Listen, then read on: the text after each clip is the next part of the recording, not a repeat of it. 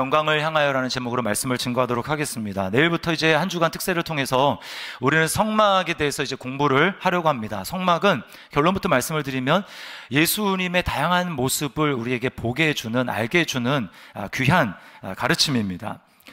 그러기 위해서는 오늘 본문을 잘 이해할 필요가 있습니다. 오늘 본문은 이제 출애굽기 24장인데요. 출애굽기가 1장부터 40장까지 있는데 이 40장을 세 등분으로 크게 나누면 1장부터 23장, 그리고 24장, 25장부터 40장 이렇게 되어 있습니다. 자, 1장부터 24장까지는 어떤 내용이 있을까요? 이스라엘 백성들이 구원받는 장면이 나옵니다. 출애굽을 하죠. 하나님의 백성이 됩니다. 그리고 하나님께서는 그들을 시내산으로 인도하셔서 이제 그들에게 계명을 주세요. 10계명으로 대표되는 율법을 그들에게 주십니다. 그러니까 그들의 핵심은 구원받고 율법을 받는 것, 계명을 받는 것. 이게 23장까지의 기록이고요. 그 다음에 이제 오늘 본문이 그 다음인 25장부터 40장까지는 성막에 대한 내용입니다. 한마디로 성막이에요. 하나님이 모세를 산 위로 부르셔서 성막에 대한 자세한 설계를 말씀해 주십니다. 그리고는 성막을 짓고 끝나는 게 이제 출애굽기의 끝입니다. 그래서 출애굽기 제일 끝장인 40장은 이렇게 끝납니다. 성막을 완성하고 거기 하나님의 영광이 충만하게 임재하는 것으로 끝나요. 출애굽기 40장 34, 35절을 우리 같이 한번 읽어보겠습니다. 시작.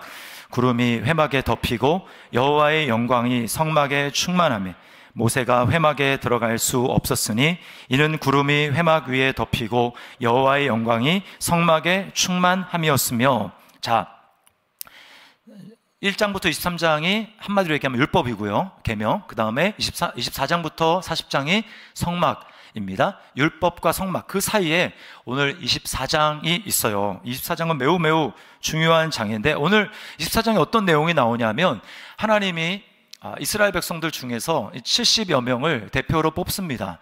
장로들, 거기 모세도 있는데요. 뽑아서 이제 거기서 올라오라고 하시고 그들은 올라와서 하나님과 함께 하나님을 보고 먹고 마시는, 하나님과 교제하는 그런 장면이 있어요. 자, 이것이 우리에게 보여주는 의미가 있습니다. 자, 율법이 있고 성막이 있는데 그 사이에 24장은 하나님이 율법을 주시고 우리에게 성막을 주신 가장 중요한 목적이 뭐냐? 그것은 바로 하나님을 보고 먹고 마시도록 하는 이 교제를 위해서 하나님이 이스라엘 백성들을 자기 백성으로 삼으시고 부르셨다라는 것입니다. 하나님은 우리를 자신과 교제하도록 부르십니다. 본문에 그냥 얼핏 보면 별것 아닌 것 같지만 사실은 굉장히 충격적인 장면입니다. 모세를 비롯한 70여 명의 사람들이 하나님을 봤다고 얘기를 해요. 구약에 하나님을 본 경우가 있습니다. 근데 그런 경우는요, 대부분 어떤 경우냐면 하나님이 천사의 모습으로, 사람의 모습으로 창세기에도 나타나잖아요. 그래서 아브라함도 만나고 이렇게 만나지 않습니까? 그렇게 인간의 모습으로 나타난 하나님을 만나는 거, 그런 거 말고 하나님이 인간의 모습으로 나타나지 않았는데 영이신 그 하나님을 본다, 보고 먹고 마신다, 이런 표현은 오늘 본문이 처음으로 기록을 하고 있는 것입니다. 지금 하나님은 시내산 정상에 가득한 구름, 빽빽한 구름 사이에 하나님은 임재하고 계세요. 자, 그런데 9절부터 11절까지를 다시 한번 보면 이렇게 되어 있습니다. 우리 같이 한번 읽어보겠습니다. 모세와 아론과 나답과 아비후와 이스라엘 장로 70인이 올라가서 이스라엘의 하나님을 보니 그의 발 아래에는 청옥을 편듯하고 하늘같이 청명하더라. 하나님이 이스라엘 자손들의 존귀한 자들에게 손을 대지 아니하셨고 그들은 하나님을 뵙고 먹고 마셨더라. 정확하게는 74명이죠. 자, 이들이 하나님을 보았다고 말합니다. 그리고 먹고 마셨다라고 이야기를 해요. 하나님과 교제를 한 것입니다. 원래 여러분, 하나님을 보고는 살 자가 없습니다. 근데 하나님은 이들이 하나님을 보았다고 하는데 치지 않으셨다, 손대지 않으셨다, 죽이지 않으셨다라는 뜻이에요. 물론 이들이 하나님을 있는 모습 그대로 보지는 못했습니다. 그렇게 하고는 살 자가 없죠. 이들은 오늘 본문에 보니까 하나님의 발치를 본 겁니다. 하나님의 발, 하늘을 본 것 같이 청명했다, 이렇게 이야기를 하죠. 이것만 해도 엄청난 기적이에요. 여러분, 인간이 하나님과 교제할 수 있다, 하나님을 만날 수 있다라고 하는 것은 기적 중에 기적입니다. 우리는 예수님을 이미 신약시대에 살기 때문에 복음을 듣고 예수님을 알기 때문에 우리 예수님을 통해서 우리는 하나님을 만날 수 있습니다, 하나님과 교제할 수 있습니다, 이런 얘기를 너무나 많이 들어가지고 하나님과 교제한다, 하나님을 만난다라고 하는 것에 대해서 우리는 별로 이렇게 신선함이 없습니다. 그것이 얼마나 큰 일인지 우리는 별로 감이 없어요. 그러나 실제로는 그렇지가 않습니다. 여러분, 전 세계에서 돈이 가장 많은, 재산이 가장 많은 사람이 혹시 누군지 아십니까? 그러니까 비공식적인데 그 재산 통계는 내지 않았는데 제가 찾아보니까 사우디아라비아의 빈살만 왕세자가 돈이 가장 많은 사람이라고 합니다. 자산이 얼마인가? 우리나라 돈으로 환산을 하면 2686조라고 합니다. 2600억이 아니고 2686조. 하루에 140억씩을 써도 5,000년을 써도 그렇게 못 쓰는 엄청난 돈이래요. 하루에 140억씩 5,000년. 엄청난 돈이잖아요. 제가 보니까 좀 부럽다라고 하는 분이 한 2분 정도 계시는 것 같아요. 그런데 여러분이 만약에 이 빈살만 왕세자랑 굉장히 지인이다, 엄청 친하다, 그래가지고 막 언제든지 만날 수 있고 식사도 같이 하고 막 할 수 있다, 그리고 그를 통해 가지고 굉장히 좀 특별한 혜택을 얻을 수 있는 그런 위치에 있는 사람이라고 한번 생각을 해보십시오. 여러분 어떻게 할 것 같습니까? 아마 막 먹는 거, 같이 먹는 거 이렇게 사진 찍어가지고 SNS에다가 올리고 막 자랑을 할 거예요. 그렇지 않습니까? 특별한 사람이니까. 그런데요, 그 빈살만, 그렇게 돈이 많은 빈살만 왕세자라 할지라도 하나님이 그를 만들었습니다. 하나님이 그를 만들었어요. 그러니까 피조물에 지나지 않는 것입니다. 그리고 이제 좀 살다가 없어지겠죠? 여러분, 제가 이제 얼마 전에 제 컴퓨터에 이제 키면은 이 화면 보기가 이제 하루에 한 번 이렇게 바뀝니다. 이제 며칠 전에 컴퓨터를 이제 하려고 봤더니 화면 보기가 바뀌어 있는데, 그 전까지는 저는 주로 이제 자연적인 그런 걸 좋아해가지고 동물, 경치 이런 거 보는데, 그날은 우주가 장면이 나왔어요. 우주인데 은하단에 보여줘. 저건데요. 똑같은 사진을 제가 구하지는 못했습니다. 그래서 비슷한 사진을 찾았는데, 여러분, 은하단은 은하계가 수백 개, 적게는 수백 개, 많게는 수천 개가 모여 있는 것을 은하단이라고 합니다. 그래서 저기 지금 빛나는 하나하나가 다 은하예요, 은하. 저 크기로 따지면 태양계는 먼지조차도 되지 않습니다. 보이지를 않아요. 그리고 그 태양계 안에 지구에 사는 저와 여러분은 없는 거나 똑같습니다. 안 보여요. 없는 거나 똑같아요. 그런 존재가 여러분 우주로 봤을 때 우리의 존재입니다. 그런데요, 하나님은 저렇게 광대한 우주를 손가락으로, 말씀으로 창조하신 하나님이라고 얘기합니다. 그 하나님이요, 성경에서 뭐라고 얘기합니까? 인격이시고 살아계신 하나님이신데 그 하나님이 내 이름을 아신다고 말씀하고 내 이름을 부른다고 말씀합니다. 그리고 그 하나님을 우리가 믿고 내가 그 하나님을 부를 때 성경은 뭐라고 얘기합니까? 그렇게 엄청난 하나님이 우리의 부름에 응답하신다는 거예요. 우리의 예배를 받으신다라는 겁니다. 세상에 이런 존재는 없죠. 얼마나 여러분 이게 영광입니까? 특권입니까? 그래서요, 웨스트민스터 소유리 문답의 첫 번째 문항에는 이렇게 말합니다. 사람의 제일 되는 목적은 하나님께 영광을 돌리고 그를 영원토록 즐거워하는 것입니다. 여러분, 저와 여러분만, 인간만이 하나님과 교제하고 하나님을 알고 예배할 수 있는 특별한 존재로 지음을 받았어요. 이거는 그러므로 이런 대단한 하나님을 우리가 알고 부르고 교제할 수 있다라고 하는 것은 짐이 아닙니다. 이거는 의무가 아니라 특권 중에 특권이에요. 사람은 하나님과 교제하며 예배할 때 우리 영혼이 살아나게 됩니다. C.S. 루이스는 인간을 자동차에 비유하면서 인간은 휘발유를 넣어야만 갈 수 있는 자동차와 같다. 근데 그 휘발유는 바로 하나님이다. 이렇게 이야기를 했습니다. 그러니까 인간은 하나님이라는 존재를 속에 넣어야만 이 세상을 살아갈 수 있는 그런 존재, 달릴 수 있는 자동차처럼 지음받았다라는 거예요. 아무리 돈이 많다 한들 그 돈만 가지고 연료를 아무리 집어넣는다고 해도 우리는요, 인생을 살아갈 수가 없습니다. 망가지는 거예요, 인생이.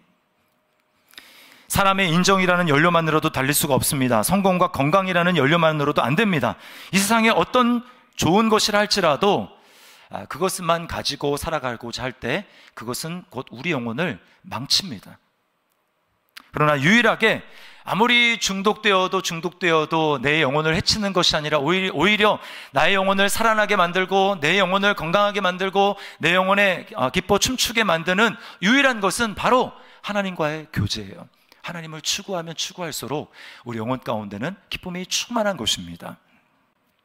자, 이렇게 하나님과 교제하는 존재로 우리를 부르셨는데 하나님과 교제에 반드시 필요한 게 뭐냐? 이게 바로 언약의 피라고 하는 것입니다. 언약의 피. 오늘 74명, 모세를 비롯해서 74명이 하나님께 부름받아서 산에 올라갔는데 하나님을 봤는데도 하나님이 그들을 죽이지 않았던 이유, 그들이 멸하지 않았던 그 이유는요, 얼핏 보면 이들이 하나님 앞에 헌신했기 때문에, 이들이 하나님 앞에 내가 하나님의 말씀을 지키겠습니다 이렇게 헌신했기 때문에, 그 헌신 때문이라고 생각할 수 있어요. 모세가 시내산 정상에서 하나님으로부터 율법과 계명을 받아가지고 내려와서 이스라엘 백성들에게 말하거든요. 율법, 너희에게 말씀하신 하나님의 말씀이다 라고 하면서 율법을 말하는데, 그때 그 율법 계명을 들었던, 10계명을 비롯한 그 율법을 들었던 이스라엘 백성들이 한결같이 이렇게 반응을 합니다. 3절 말씀, 우리 3절 같이 한번 읽어보겠습니다.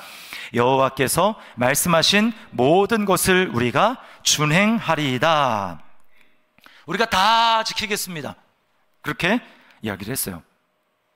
그러면 거기에 대해서 모세가 뭔가 대꾸가 있어야 되는데 아무런 대꾸가 없습니다. 아무런 대꾸가 없고요. 모세는 그냥 조용하게 돌로 제단을 쌓기 시작합니다. 그리고는 임시제사장을 세워서 소를 잡아 하나님 앞에 제사를 드립니다. 그리고요, 소 그 피를 받은 피의 절반을 제단에다가 뿌립니다. 이거는 무슨 메시지를 던지는 거냐 하면, 너희가 하나님의 모든 말씀을 다 지킨다고? 너희는 그렇게 할 수 없어. 너희는 그렇게 할 수 없어. 너희는 하나님의 말씀을 지킬 수 없어. 그러므로 너희에게 필요한 것은 너희의 불순종의 죄를 속할 수 있는 피가, 대신 속할 수 있는 피가 너희에게 반드시 필요한 거야 라고 모세는 말하고 있는 것입니다. 물론 말은 안 했죠. 그런 마음으로 지금 제단을 쌓고 제물을 드리고 있는 것입니다. 그리고요, 모세가 내려와서 하나님 이스라엘 백성들에게 전했던 그 말씀을 모세는 다 기록을 합니다. 다 기록이 끝난 다음에 또 한번 이스라엘 백성들 앞에, 전에는 구두로 얘기했는데 이제는 기록한 그 언약의 말씀을 가지고 똑같이 다시 한번 선포합니다. 그 선포를 듣고 이스라엘 백성들은 똑같이 우리가 다 준행하겠습니다 이렇게 이야기를 합니다. 이번에도 모세는 아무 말 얘기하지 않고요, 이번에는 피의 절반을 제단에다가 쏟았습니다. 나머지 받은 그 양푼이, 그릇에다 받은 그 피 절반을 이스라엘 백성들의 이 대표인 그 사람들에게 뿌립니다. 우리가 다 지키겠습니다. 아무 얘기하지 않고 그 피를 그들에게 뿌립니다. 그 피가 얼굴에 튀고 그 피가 옷에 튑니다. 똑같은 메시지예요. 자, 8절 말씀 우리 같이 한번 다시 읽어봅니다. 8절 읽습니다. 모세가 그 피를 가지고 백성에게 뿌리며 이르되, 이는 여호와께서 이 모든 말씀에 대하여 너희와 세우신 언약의 피니라. 똑같은 메시지예요. 너희는 모든 말씀을 지킨다고? 너희는 지킬 수 없어. 너에게 필요한 것은 지키지 못하기 때문에, 지키지 못하는 불순종의 죄를 용서받기 위한 언약의 피가 필요한 거야. 이것이 바로 언약의 피다 하면서 그들에게 뿌리는 것입니다. 만약에 모세가 속으로만 그렇게 생각하지 않고 입을 열어서 말을 했다면, 너희는 지킬 수 없어. 그래서 너에게 필요한 것은 우리가 이렇게 열심히 지키겠습니다 라고 하는 다짐과 헌신이 아니라 너에게는 피가 필요해 라고 만약에 그렇게 이야기를 했다면 아마 화를 냈을 겁니다. 왜 우리의 진심을 무시합니까? 우린 지킬 수 있다니까요. 이렇게 말을 했을지도 몰라요. 여러분, 정말 이들이 얘기한 것처럼 두 번이나 연거푸 우리가 다 준행하리이다 이렇게 얘기한 것처럼 이들은 하나님의, 모세의 입을 통해서 말해진 그 하나님의 계명을 다 지킬 수 있을까요? 그렇지 않습니다. 바로 잠시 뒤에 일어날 일을 보면 알아요.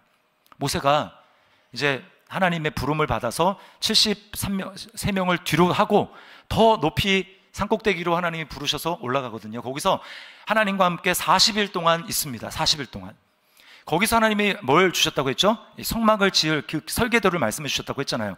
그 설계도를 받는 그 40일 동안, 모세가 산에 있는 그 정상에 있는 동안, 그때 이스라엘 백성들이 산 밑에서 행한 일이 뭔지 아십니까? 그게 바로 우상숭배였어요. 잠시도 기다리지 못하는 겁니다. 산 꼭대기에 올라간 모세는 도대체 어떻게 되는지, 코빼기도 안 보이고 살았는지 죽었는지 우리가 알 수가 없다. 우리에게는 새로운 신이 필요하다. 그렇게 해서 만든 것이 바로 금송아지입니다. 금송아지. 여러분, 이들이 말씀을 몰라서가 아닙니다. 이들은 적어도 10계명만큼은 3번 들었어요. 3번. 19장에 보면 이들이 3일 동안 몸을 정결케 하고 이제 하나님 앞에 나오지 않습니까? 모세가. 그때 하나님이 이스라엘 백성들에게 직접 음성으로 10계명에 대해서 말씀합니다. 너희는 나 외에는 다른 신을, 어떤 신도 있게 하지 말아라. 너희는 하늘에 있는 것이나 땅에 있는 것이나 땅 속에 물 속에 있는 어떠한 것도라도 어떤 형상도 만들지 말고 거기에 절하거나 그것을 섬기지 말아라. 하나님 분명히 말씀하셨어요. 근데 이스라엘 백성들이 하나님의 목소리를 직접 듣거든요. 너무나 무서웠습니다. 막 덜덜덜덜 떨어요. 계속 이렇게 있다가 우리 죽을지도 모르겠다. 이렇게 해서 그들이 모세에게 간곡하게 부탁합니다. 제발 부탁이니까 우리는 당신을 통해서 간접적으로 듣겠습니다. 하나님이 직접 우리에게 말씀하지 않게 해주십시오 라고 간곡하게 요청합니다. 그래서요, 그때부터 모세가 하나님과 이스라엘 백성들을 왔다 갔다 그렇게 하면서 중개자 역할을 하는 거예요. 자, 이들은 하나님으로부터 직접 들었습니다. 그리고는 모세가 내려와서 구도로 얘기합니다. 다 지키겠다고 합니다. 그리고는 기록한 말씀을 다시 한번 읽습니다. 다 지키겠다고 합니다. 3번이나 하나님의 말씀을 들었음에도 불구하고, 계명을 들었음에도 불구하고 그들은 며칠이 지나지 않아서 어떻게 됩니까? 그들은 우상을 섬기는, 10계명 저 끝에 있는 인간에 대한 계명도 아니었어요. 1계명과 2계명, 그것을 어기면서 우상을 숭배하고 있는 이스라엘 백성들의 모습, 이게 며칠 뒤에 일어날 일이라는 겁니다. 여러분, 이스라엘 백성들의 모습은 바로 저와 여러분의 모습을 보여주는 거예요. 우리가 하나님의 말씀을 다 지킴으로 우리는 절대 그렇게 구원받을 수가 없습니다. 이게 바로 우리의 모습이에요. 우리의 모습이라는 것을 인정을 해야 됩니다. 이것을 철저히 깨닫는 게 중요해요. 나는 말씀을 지킬 수 없는 존재구나. 100% 지킬 수 있으면 그 사람은 100% 지켜서 구원받을 수 있습니다. 근데 우리 인간은 100% 지킬 수가 없어요. 이걸 철저히 깨닫는 게 중요합니다. 진짜 깨달으려면 방법은 딱 하나밖에 없어요. 그거는요, 여러분이 말씀을 가지고 그 말씀대로 행해 보려고 한번, 그래서 내가 죄를 짓지 않으려고 몸부림을 쳐보는 게 필요합니다. 몸부림. 그래서 내가 죄를 짓지 않아야지. 내가 이것만큼은 좀 끊어봐야지.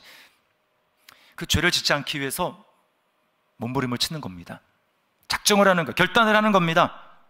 내가 이 죄를 끊어버리라. 그렇게 딱 작정을 하잖아요. 그러면 그때부터 마음속에 엄청난 싸움과 갈등이 일어나기 시작합니다. 그리고는 얼마 지나지 않아서 그렇게 하리라 그랬는데 넘어진 자신의 모습을 발견하게 됩니다. 그러면 실망하죠. 괴롭습니다. 그러면 이제 다시 작정하는 거야. 내가 이번에는 좀 더 철두철미하게 내가 작정하리라, 결단하리라. 금식하면서, 주님, 제가 이것을 위해서 3일 금식하며 하나님 앞에 작정합니다.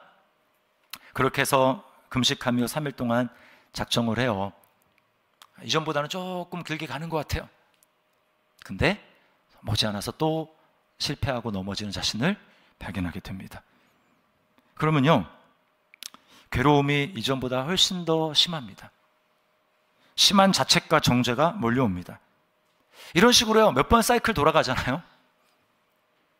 그럼 어떤 일이 발생하는 줄 아십니까? 자기 자신이 너무 싫어요. 자기 자신이 너무 혐오스러워요. 내가 이거밖에 안 되는 존재였나? 저는요, 중고등학교 시절에 벌써 제가 굉장히 율법적이어서 중고등학교 시절 때 벌써 이거를 너무 괴로워서 깨달았어요, 제가. 그래서 저는 로마서 7장에 바울 사도가 마지막에 이렇게 고백하지 않습니까? 오호라, 오호라, 나는 곤고한 사람이로다. 이 사망의 몸에서 누가 나를 건져내랴? 라고 하는 그 정말 고뇌에 찬 부르짖음이 저는 너무나 공감이 됩니다. 그래서 저도 해볼까 안 되거든요. 이렇게 나는 진짜 안 되는구나, 할 수 있을 줄 알았는데 안 되는구나 라고 하는 것을 정말 깊이 깊이 깨닫고 자각을 하잖아요. 그러면 그때 비로소 예수님이 다르게 보입니다. 그때 바로 십자가가 다르게 보입니다. 야, 내가 안 되는 것을 해주시는 분이 여기 계셨구나. 내가 실패해서 도저히 불가능해서 다 지키리다, 택도 없는 소리, 할 수 없는 그것을 주님이 나를 위해서 이루셨구나 라고 하는 그 십자가가 그때부터 복음이 되기 시작하는 거예요. 복음. 야, 이래서 복음이구나. 이래서 복음. 근데요, 내가 좀 할 수 있을 것 같은 생각이 계속 들잖아요. 그러면 더 이상 예수님은 십자가는 복음이 될 수 없습니다. 왜요? 내가 할 수 있다고 생각하니까.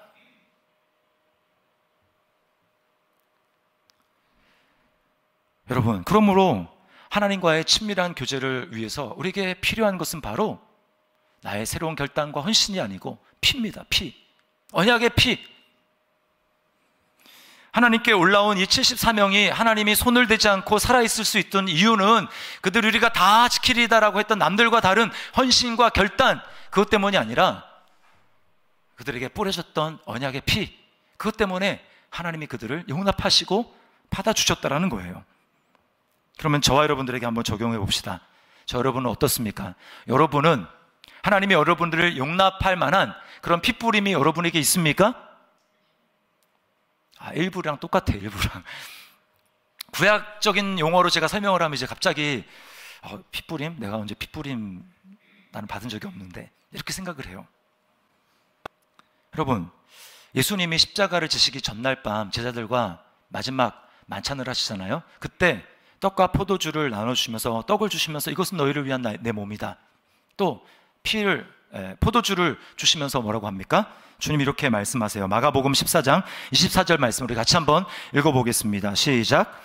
이것은 많은 사람을 위하여 흘리는 나의 피 곧 언약의 피니라. 모세가 지금 이스라엘 백성들에게 뿌리는 그 소의 피를 뭐라고 합니까? 이것은 너희를 위해서 뿌리는 언약의 피다 라고 했던 이 피가 바로 뭘 상징하고 있는 거예요? 훗날 지금으로부터 2000년 전에 이 땅에 오셔서 우리를 위한 희생제물이 되시기 위해서 오셔서 내가 지킬 수 있다고 하는데 내가 지킬 수 없기에 나를 위해서 십자가에 자신의 피를, 제물의 피를 뿌리심으로 말미암아 저와 여러분들을 구원한 갈보리에서 뿌리신 예수 그리스도의 피라는 것을 여러분 믿으시기를 바랍니다. 그 피가 바로 나를 위해서 뿌려졌구나. 그리고 주님께서는 죽음으로 끝난 것이 아니고 부활하셔서 나의 주가 되셨구나. 나의 주인이 되셨구나. 그 피는 바로 나를 위해서 뿌려진 것이구나 라고 하는 것을 인정하고 받아들인 사람, 예수님을 자신의 주인으로 받아들인 사람에게는 예외 없이 소의 피가 아니라, 잠깐 있다 없어질 그 소의 피가 아니라 영원히 우리에게 멈추지 않는 샘솟는 그 보혈이 되어서 우리에게 계속해서 핏부림이 있는 거예요. 그래서 베드로전서 1장 12절 말씀, 1장 2절 세 번역으로 우리 같이 한번 읽어보도록 하겠습니다. 시작. 하나님 아버지께서 여러분을 미리 아시고 성령으로 거룩하게 해주셔서 여러분은 순종하게 되고 예수 그리스도의 핏부림을 받게 되었습니다. 여러분에게 은혜와 평화가 더욱 가득 차기를 빕니다. 아멘. 우리에게 예수님을 믿음으로 말미암아 우리에게 예수님의 핏부림이 우리 마음 가운데 있게 되었다는 것을 여러분 믿으시기를 바랍니다. 얼마나 놀라운 일입니까? 핏부림. 이것 때문에 하나님이 우리에게 74명을 손대지 않으셨던 것처럼 우리를 받아주시는 거예요. 용납하시는 거예요. 여러분, 이렇게 하나님의, 예수님의 핏부림을 받은 사람은 더욱더 하나님의 말씀을 사모하고 그 말씀을 지키기를 힘씁니다. 핏부림 받았으니까, 나 용서 받았으니까 이제는 천국은 뭐 따놓은 당상이니까 이제 내 마음대로 살아야 되지 않을까? 라고 하는 것은 예수님을 진짜 만나지 못한 사람이 머릿속으로 논리로 그렇게 얘기를 하는 것입니다. 성막의 대가, 이제 내일부터 성막 살펴보는데 성막의 대가인 강문호 목사님은 이런 말씀을 하셨어요. 진정한 율법인은 복음으로 가고 진정한 복음인은 율법으로 간다. 다시요. 진정한 율법인은 복음으로 가고 진정한 복음인은 율법으로 간다. 이 마지막, 진정한 복음인은 율법으로 간다. 이 율법이라는 말을 다시 좀 약간 오해할 수 있기 때문에 제가 풀어서 설명을 드리면, 진짜 율법을 가지고 지키려고 했던 사람들은 자기가 안 된다는 것을 알기 때문에 결국은 복음이신 예수님을 바라볼 수밖에 없다는 거예요. 그리고 그렇게 해서 예수님을 만나게 된 사람은 어떻다라는 거예요? 여기 율법이라는 말보다 두 번째는 율법이라는 말보다 말씀이라고 하는 게 좋겠습니다. 그 말씀을 더 지키기 위해서 하나님 앞에 순종하며 나간다라는 거예요. 이게 바로 예수님을 믿는 사람의 모습이라는 것입니다. 세 번째는 우리는 더 깊은 영광의 교제로 나아가야 된다는 것입니다. 자, 74인이 하나님을 만났던 그 자리에서 하나님은 모세를 더 높은 곳으로, 더 영광스러운 곳으로 모세를 불러 올리십니다. 더 가까운 곳으로 나아가요. 제가 본문 말씀을 묵상하고 또 설교 준비를 하면서 제일 감동받았던 분이 바로 이 부분이에요. 이 부분. 여러분, 하나님을 섬기고 예수님을 믿지만 하나님과 사귐과 교제에 있어서는 사람마다 차이가 있습니다. 이스라엘 백성들을 보세요. 지금 74인이 아닌 이스라엘 백성들, 일반 백성들은 어디에 있습니까? 지금 저 산 밑에 있습니다. 저 산 밑에. 그들의 마음 상태는 어떻습니까?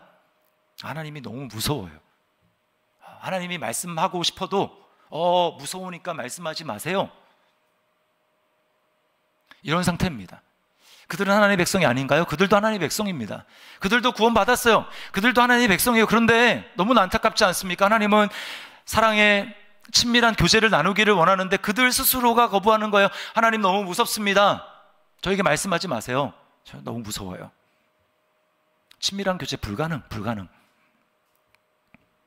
그런가 하면 오늘 74명은 어떻습니까? 장로 70명을 비롯한 74명은 어떻습니까? 그들은 저 산 밑에는 아닌데 한 산 중턱인지 7분 능선인지 8분 능선인지 정확하게는 안 나와 있지만 어쨌든 그들은 이스라엘 백성들보다는 좀 더 위로 올라왔어요. 그리고는 뭘 경험합니까? 하나님을 봤다고 얘기합니다. 하나님의 발을 봤어요.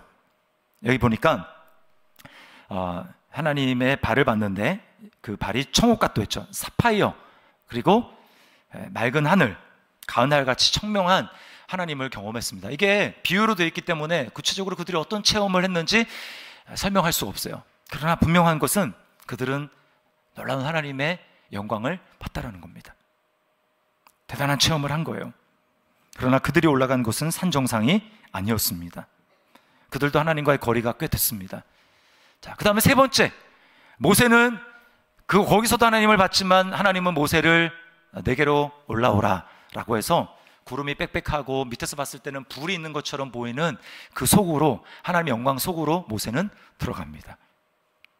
자, 17절 18절을 우리 다시 한번 읽습니다. 같이 읽습니다. 산 위에 여호와의 영광이 이스라엘 자손의 눈에 맹렬한 불같이 보였고 모세는 구름 속으로 들어가서 산 위에 올랐으며 모세가 40일 40야를 산에 있으니라. 여러분, 우리가 사람으로 살아가면서 가장 영광스러운 것이 그런 무한하신, 광대하신 그 하나님과 관계를 맺으며 그분과 교제하는 것, 그분을 알고 예배하는 것이라고 한다면, 여러분, 우리가 저 밑에 산에 있는 것보다, 그래서 뭐 하나님 막 무서워하고 그런 게보다는 여러분 그 영광스러운 하나님께로 더 가까이 가야 되지 않겠습니까? 그 하나님을 더 가까이서 사귀어야 되지 않겠습니까? 저는 그러고 싶지 않은데요. 저는 그냥 밑에서 그냥 밑에 있기를 원합니다. 이런 분들 안 계시리라고 생각해요. 모세가 누린 친밀함에 대해서 출애굽기 33장 11절은 이렇게 말을 합니다. 사람이 자기의 친구와 이야기함 같이 여호와께서는 모세와 대면하여 말씀하시며.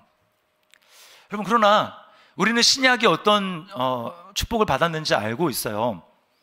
구약시대에는 이런 차별이 있었잖아요. 그래서 내일 성막을 또 찾아보겠지만 신의 산이냐 아니냐 그것만 다를 뿐이지 사실은 그 성막도 똑같아요. 일반 백성들은 뜰, 그 다음에 제사장은 성소, 대제사장은 지성소. 이 급이 나눠진다고요, 급이. 근데 신약은 어떻습니까? 신약은 이런 차별이 없잖아요. 원칙적으로 이런 차별이 다 없어졌어요. 너는 거기까지밖에 안 돼. 너는 산 밑에 있어. 장로야? 그럼 장로는 여기까지 올라와요. 여기까지 내가 허락해 줄게. 목사야? 그러면 내 여기 앞에까지 와도 돼. 이런 구분이 없어졌어요. 왜요? 예수 그리스도 안에서 저와 여러분 모두가 왕 같은 제사장이 되었고, 그리고 더 나아가서 예수 그리스도 안에서 주님과 연합이 되어서 하나님의 품에 있던 아들의 그 놀라운 특권과 영광, 그것이 예수님과 함께 연합이 되어서 성령으로 말미암아 우리는 하나님의 양자가 되어서, 양아들, 양녀가 되어서 우리 하나님의 자녀가 되기 때문에 제한이 없습니다. 여기까지. 너 더 이상 오면 안 돼. 없어요. 자녀인데 그런 게 어디 있습니까? 여러분 집에 혹시 있습니까? 안방은 안 돼. 이런 거 혹시 있습니까? 없으시잖아요. 그렇죠? 자녀는 그냥 언제든지 나가고 언제든지 그냥 뭐 바로 앞이 아니라 그냥 와락 그 품에 안길 수 있는 게 자녀 아닙니까? 우리 딸은 지금 이제 내일 모레 시험 보고 이제 내일 모레 스물인데도 막 저한테 막 이렇게 점프합니다. 이제 막 허리가 휘청할 것 같아요. 이게 자녀입니다, 자녀. 존 F 케네디 그 백악관의 그 이제 사진이 있는데 한번 보여주실래요? 네. 여러분, 대통령의 집무실에 저렇게 들어갈 수 있는 사람, 네. 업무 때문에 뭐 장관이라든지 아니면 비서는 잠깐 들어갔다 나올 수 있겠죠. 그러나 저렇게 막 활보를 하면서 아빠가 대통령인지 뭔지 전혀 상관하지 않고 저렇게 집무하고 있는 책상 밑에서 장난을 칠 수 있는 것, 여러분, 이것이 바로 자녀의 특권이에요. 예수님 안에서 여러분, 저와 여러분에게 놀라운 이 특권을 하나님이 허락해 주셨어요. 여러분 믿습니까? 네, 그래서 에베소서 3장 12절 말씀을 우리 같이 한번 읽어보겠습니다. 에베소서 3장 12절입니다. 시작. 우리가 그 안에서 그를 믿음으로 말미암아 담대함과 확신을 가지고 하나님께 나아감을 얻느니라. 아멘. 네, 여기서 그는 바로 예수님이죠. 예수님 안에서 예수님을 믿는 믿음으로 우리는 하나님 앞에 담대함과 확신을 가지고 나아간다. 여기 제한이 없잖아요. 어디까지가 없어요. 여러분, 하나님이 자기 아들을 우리에게 내어주셔서 핏부림을 허락해 주신 이유는 우리로 하여금 이제 나는 죄 용서받았어, 이것으로 끝나라고 우리에게 핏부림을 주신 것도 아닙니다. 그리고 이제 내가 죽으면 나는 천국 가겠지, 죽고 나서 천국에 가는 티켓을 우리에게 주시기 위해서 그 아들의 피를 뿌려주신 것이 아닙니다. 그것은 뭘까요? 우리로 하여금 예수님을 믿는 그 순간부터 우리 안에 핏부림이 시작이 되고, 그리고 우리 안에 예수님의 영인 성령님이 계셔서 우리는 언제든지 믿음으로 하나님께 바로 나아갈 수 있는, 그래서 하나님을 누리도록, 그 영광을 누리도록, 그 영광을 경험하도록 그렇게 하기 위해서 저와 여러분을 하나님의 자녀로 삼아 주셨어요. 이걸 알아야 돼요. 하나님의 은혜를 정말 받는 사람의 특징이 뭔 줄 아십니까? 그거는요, 그 은혜를 더 사모하게 된다는 겁니다. 은혜를 알면 은혜를 더 사모합니다. 우리 교회 와서 이전과 다른 차원의 은혜를 경험하는 분들이 여러 분 계세요. 하나님의 음성을 예전과 다르게 선명하게 제가 듣게 됐습니다 라고 고백하는 분도 있고, 그러면서 여러분, 그런 분들의 공통점이 뭔지 아십니까? 더 알고 싶어요. 더 알고 싶어 합니다. 막 억지로 뭘 하십시오 해서 하는 게 아니라 본인이 하나님을 만나고 은혜를 경험해 보니까 좀 더 알아야 되겠구나, 내가 정말 하나님을 더 깊이 좀 알아봐야 되겠구나 라고 해서 말씀에 가까이 나아가고 기도에 가까이 나아가고 예배 가운데 하나님의 영광을 경험하기 위해서 하나님께 자발적으로 나아가더라는 거예요. 제가 뭐 예배를 강조하면 가끔 목사님 너무 율법적인 거 아닙니까? 이렇게 여러분 생각하는 분이 있는데요. 여러분, 그것은 너무나 저차원적인 구분인 것입니다. 우리는 더 이상 그리스도 안에 있기 때문에 이거 해라, 하지 마라, 이런 것을 가지고 우리는 정죄받거나 그런 사람들이 아니에요. 우리가 정말 예수님 안에서 하나님께 완전히 나아감을 얻은 사람이라고 한다면, 그렇게 주님을 사랑하는 사람이라고 한다면, 사랑하는 하나님인데 왜 하나님 앞에 나아가는 것은 일주일에 1시간으로 한정해야 됩니까? 사랑하는데. 자주 보고 싶고, 자주 하나님께 가고 싶고, 알고 싶고, 그게 정상적인 거잖아요. 사랑하는 분인데 내 모든 전부라고 고백하는데 뭐 11조를 해야 되냐 말아야 되냐, 뭐 이거 가지고 논쟁하고 내 전부를 드려도 아깝지 않은 그분에게, 여러분, 복음 안에서 우리는 완전히 다른 존재가 되었습니다. 이것을 기억해야 됩니다. 여러분, 하나님을 깊이 만나러 간 그 모세는 이제 거기서 뭘 듣는 거예요? 깊은 교제를 위해서 하나님이 모세에게 주신 것이 바로 성막입니다. 성막. 내일부터 성막을 알게 되는데요, 하나님과의 교제를 깊이 있게 알기 위해서 신약의 시대에 원칙적으로 우리가 하나님 앞에 다 나아가서 하나님을 경험할 수 있는데도 불구하고 하나님과 교제의 차이가 생기는 이유가 뭐냐? 그 이유는 여러분이 하나님을 잘 알지 못하기 때문입니다. 예수님을 잘 알지 못하기 때문이에요. 아는 만큼 보입니다. 미술품이 있다고 하면 그 미술품에 대해서 깊이 있게 배우고 아는 사람은 그 미술 작품이 다르게 보이죠. 그러나 한 번도 배운 적이 없고 그냥 미술 작품 처음 보는 사람은 뭐 그냥 그림인가 보다 라고 생각하고 넘어가죠. 하나님도 마찬가지입니다. 우리는 예수님과 연합이 되었기 때문에 예수님에 대해서 아는 것은 곧 나에 대해서 아는 것과 똑같아요. 내가 이런 존재라고? 예수님에 대해서 알면 알수록 나에 대해서 새로운 자존감과 새로운 믿음이 생기는 겁니다. 그래서 예수님을 알아야 되는 거예요. 예수님을 깊이 알면 이 세상을 살아내는 힘과 능력이 달라집니다. 근데 왜 똑같이 예수님을 믿고 구원받고 하나님의 자녀라고 얘기하는데 내가 누리지 못하고 살아가느냐? 잘 모르기 때문이에요. 성막은 하나님을 만나는 곳입니다. 그래서 아까 이제 40장 끝부분을 읽었잖아요. 거기에 성막과 회막이라고 하는 말이 교대로 나와요. 똑같은 걸 두고 성막은 영어로 하면 터버너클입니다. 근데 회막은 tent of meeting이에요. 거기서 하나님을 만나는 이 텐트라는 곳입니다. 장막이라는 곳입니다.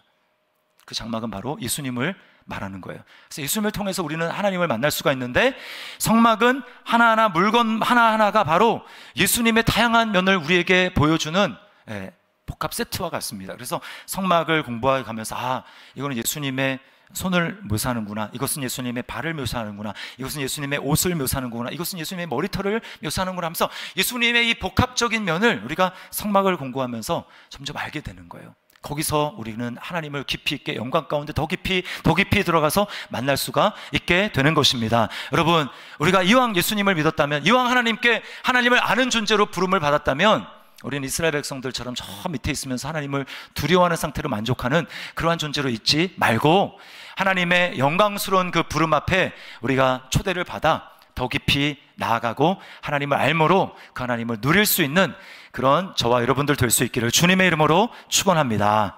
우리 말씀을 기억하면서 주께 가까이 날 이끄소서, 우리 찬양 하나님 앞에 나의 간절한 마음을 담아서 우리 찬양하며 나가겠습니다.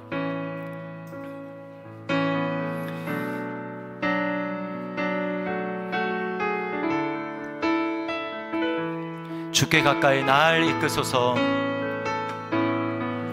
주께 가까이 날 이끄소서, 간절히 주님만을 원합니다. 채워주소서,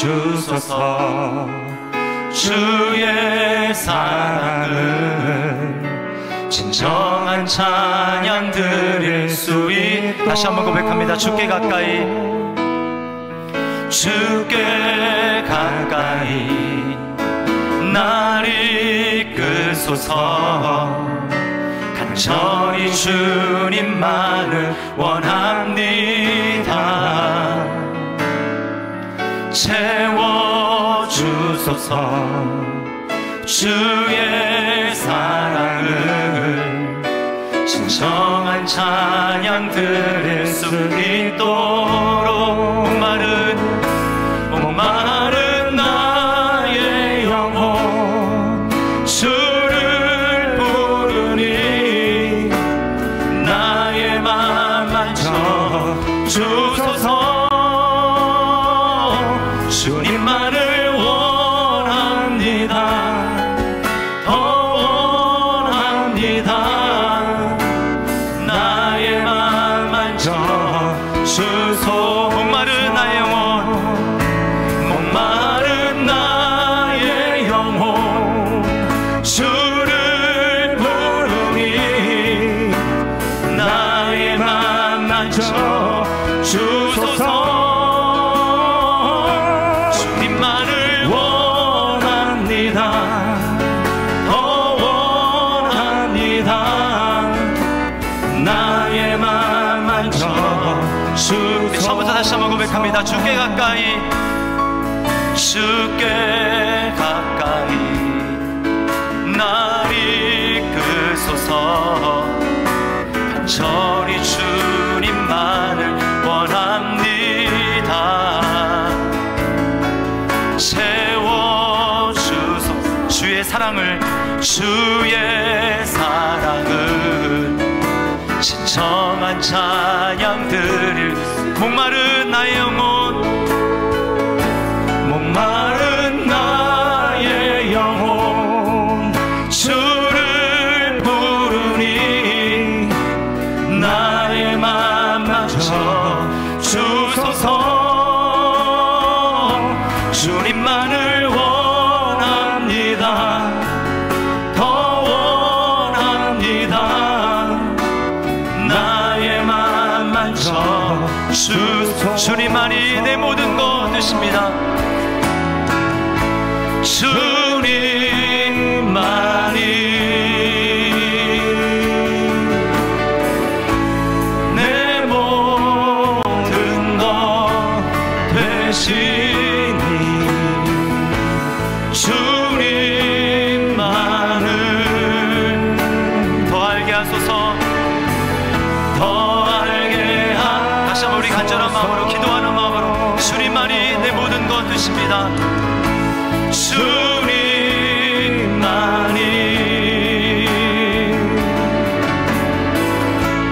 내 모든 것 되시니 주님만을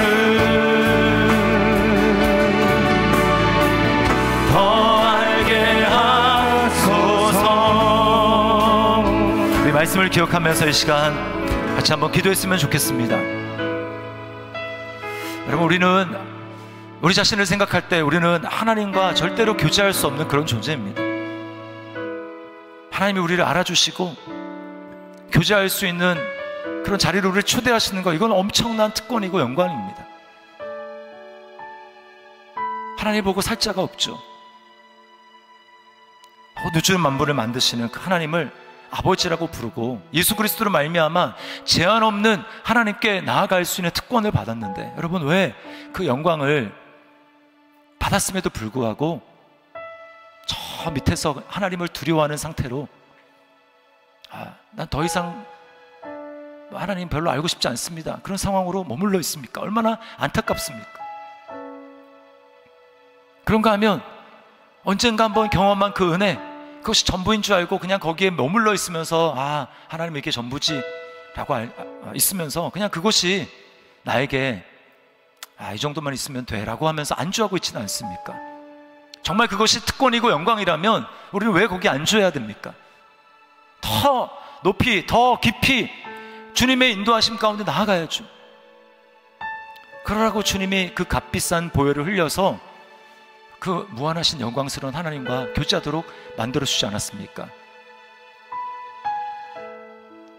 우리 시간 그렇게 하나님 앞에 기도했으면 좋겠습니다. 주님, 제가 주님을 더 알기를 원하고, 그래서 주님께 더 가까이 나가기를 원하고, 그 주님의 놀라운 영광을 경험하기를 원합니다. 주님, 나에게 이러한 은혜를 허락하여 주시옵소서. 은혜를 알기 때문에 더 은혜를 사모하며 주님 앞에 나아가는 제가 될 수 있도록 주님 은혜를 베풀어 주시옵소서. 그러한 한 주 특별 새벽 부흥의 기간이 될 수 있도록 주님 인도하여 주옵소서. 예수님을 아는, 깊이 아는 한 주가 될 수 있도록 역사해달라고 우리 시간에 같이 한번 한 목소리로 우리 기도하며 나가도록 하겠습니다. 기도하시겠습니다.